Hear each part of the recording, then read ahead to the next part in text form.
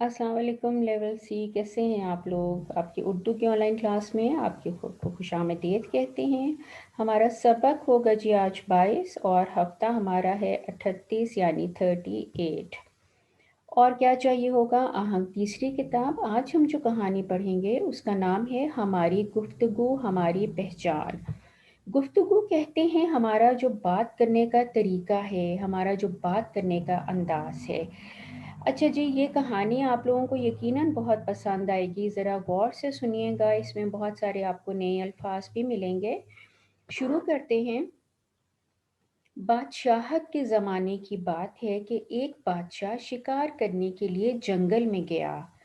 उसके साथ उसका वज़ीर और हिफाजत के लिए चंद खादिम थे। ये सब लोग घोड़ों पर सवार जंगल में दाखिल हो गए। शिकारियों को देखते ही जानवर जान बचाने के लिए भागे और इधर-उधर बिखर गए। बादशाह और उसके साथी भी जानवरों के पीछे गए। बादशाह जंगल में अकेला ही किसी तरह बहुत दूर निकल गया और अपने साथियों से जुदा हो गया। वज़ीर और खादिम बादशाह के गुम हो जाने से बहुत परेशान थे, क्योंकि बादशाह की हिफाजत करना उनकी ज़िम्मेदारी थी। इसलिए वो सब ही तलाश में मसरूफ़ हो गए। जंगल के नज़दीक एक नाबीना बाबा रहता था। नाबीना कहते हैं जिनको आँखों से नज़र नहीं आता, यानी जो ब्लाइंड होते हैं लोग। बादशाह को तलाश करते हुए एक खादिम इधर आ निकला। उसने बाबा को देखा तो उसे आवाज़ दी, "ओ बूढ़े, क्या तूने घोड़े की इधर से गुज़रने की आवाज़ सुनी है?" बाबा ने जवाब दिया, "नहीं साहब, मुझे यहाँ से किसी के गुज़रने की आवाज़ सुनाई नहीं दी।" कुछ देर के बाद वज़ीर भी इसी रास्ते पर आ गया। उसने भी बाबा से यही सवाल पूछा, "बाबा, क्या तुमको यहाँ से किसी के गुज़रने की आवाज़ सुनाई दी है?" बाबा ने जवाब दिया, "जी हाँ, तकरीबन आधा घंटा पहले एक आदमी यहाँ से किसी को तलाश करता हुआ गुजरा था।" वज़ीर के जाने के कुछ ही देर बाद बादशाह भी इसी तरफ आ निकला। उसने बाबा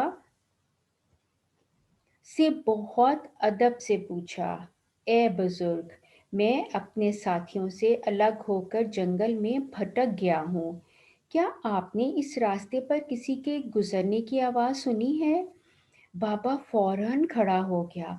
उसने बड़े अदब से झुककर बादशाह को सलाम किया और कहा, "जनाब, दुरुस्त फरमाते हैं। आपका एक मुलाज़िम और वज़ीर आपसे पहले इसी रास्ते से गुज़र कर गए हैं।" बादशाह को बाबा की बात सुनकर बहुत हैरत हुई। उसने पूछा, "बाबा जी, लगता है आप नाबीना हैं। फिर आपने कैसे जान लिया कि मैं बादशाह के वज़ीर और मुलाज़िम थे, और आपने मुझे कैसे पहचान लिया?" बाबा ने मुस्कुराकर जवाब दिया, "जनाब, मैंने सबको उनकी गुफ्तगू से पहचाना। आपके मुलाजिम ने मुझे ओ बुड्ढे कहकर बुलाया था। वज़ीर साहब ने बाबा और तुम कहकर मुझसे बात की, और आपने मुझ गरीब आदमी को जिस इज़्ज़त और एहतराम से बुलाया, उससे पता चलता है कि आप बहुत अच्छे इंसान हैं।" बादशाह को बाबा की अक्लमंदी ने बहुत मुतासिर किया।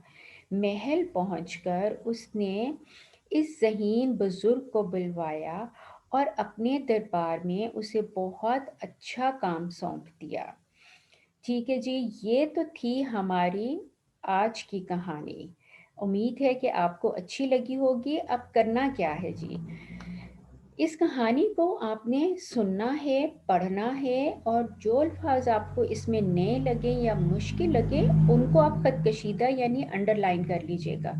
और क्लास में मैं आपको इनके मतलब की वजाहत करूँगी और बताऊँगी कि इस कहानी का असल मफ़हूम क्या था। ठीक है जी, आपका बहुत बहुत शुक्रिया और अपना बहुत ख्याल रखना है। तब तक अल्लाह हाफ़िज़।